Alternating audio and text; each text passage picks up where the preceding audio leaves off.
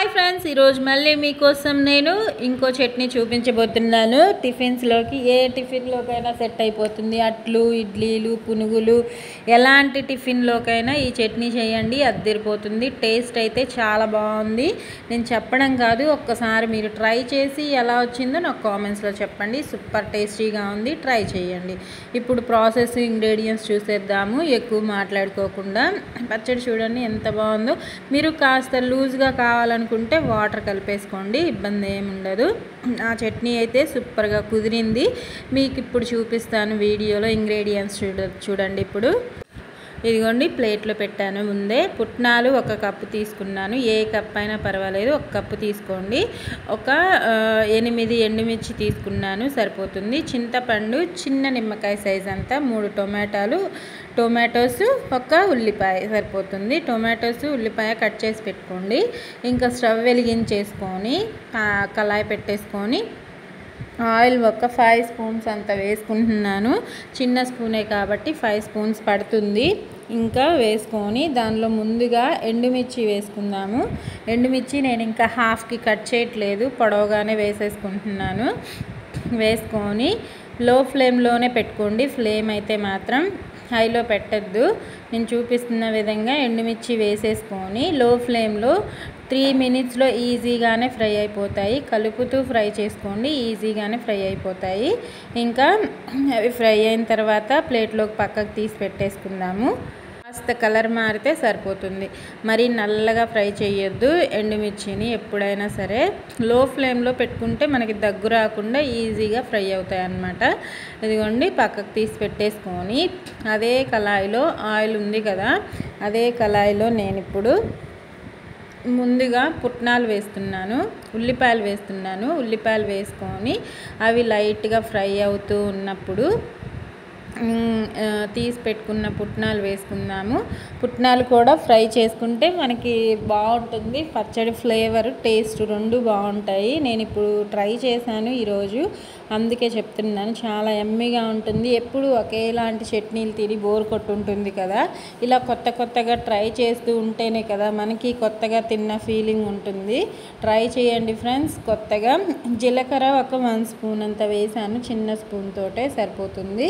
వేసేసుకొని ఇదిగోండి, తీసి పెట్టుకున్న పుట్నాలని వేసుకుందాము. ఒక్కసారి మిక్స్ వేసేసుకొని వాటిని కూడా మిక్స్ అయ్యేలాగా కలుపుతూ దగ్గరే ఉండి లో ఫ్లేమ్లోనే చేసుకోండి ఈ చట్నీ ప్రిపరేషన్ మొత్తము.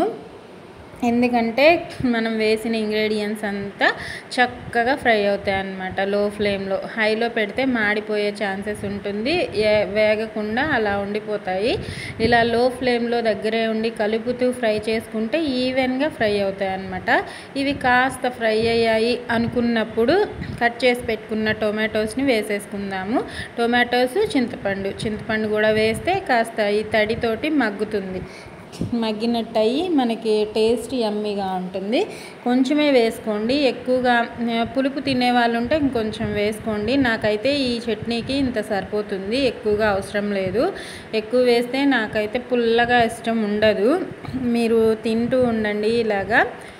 నేను వీడియోలో చూపించిన విధంగా యాజ్ టీజ్గా చేయండి. మన చట్నీ సూపర్ హిట్గా వస్తుంది. ఎప్పుడు చేసినా ఎలా చేసినా.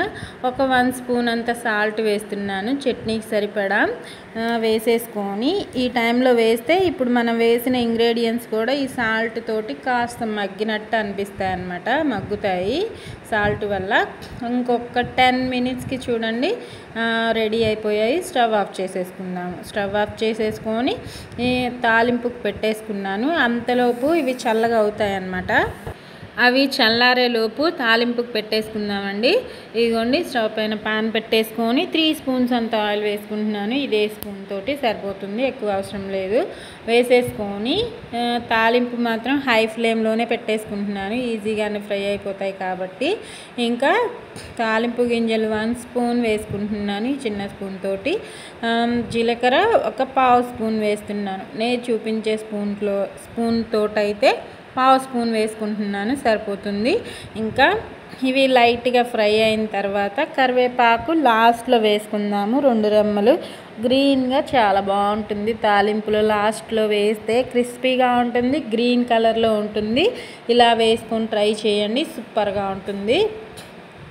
మన పచ్చడిలో తినేటప్పుడు పంటికి తగులుతూ చాలా బాగుంటుంది, క్రిస్పీగా ఉంటుంది కాబట్టి తినేయాలనిపిస్తుంది. తింటేనే హెల్త్కి మంచిది కదా. మీరు ఇలా ఒక్కసారి ట్రై చేయండి. ఇంకా తాలింపు అయితే ఫ్రై అయిపోయింది, స్టవ్ ఆఫ్ చేసేసుకొని పక్కన పెట్టేసుకుందాం.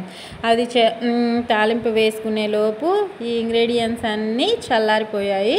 దీనిలో ఉప్పు ముందే వేసుకున్నాము, ఒకసారి మిక్సీ పట్టాక చెక్ చేసుకొని మళ్ళీ కలుపుకుందాము. నాకు సరిపోలేదు, మళ్ళీ ఇంకొక 1 స్పూన్ వేసి కలుపుకున్నాను, టేస్ట్ చూశాను. ఇదిగోండి చట్నీని మిక్సీ జార్లోంచి తీసేసుకొని బాక్స్లో వేసుకొని ఇంకా మన తాలింపు వేసి పెట్టుకున్నాం కదా, ఆ తాలింపుని ఇందులో మిక్స్ చేసేసుకుంటే మన టేస్టీ పచ్చడి రెడీ అయిపోయినట్టేనండి. మీకు నచ్చిందా? ఒక్కసారి ఇలా ట్రై చేయండి. కొత్తగా మీకు ఎలా వచ్చిందో నా కామెంట్స్లో చెప్పండి. నా వీడియో నచ్చితే లైక్ చేయండి, షేర్ చేయండి, సబ్స్క్రైబ్ చేసుకోండి ఫ్రెండ్స్. చూడండి ఎంత యమ్మీగా ఉందో. Bye friends.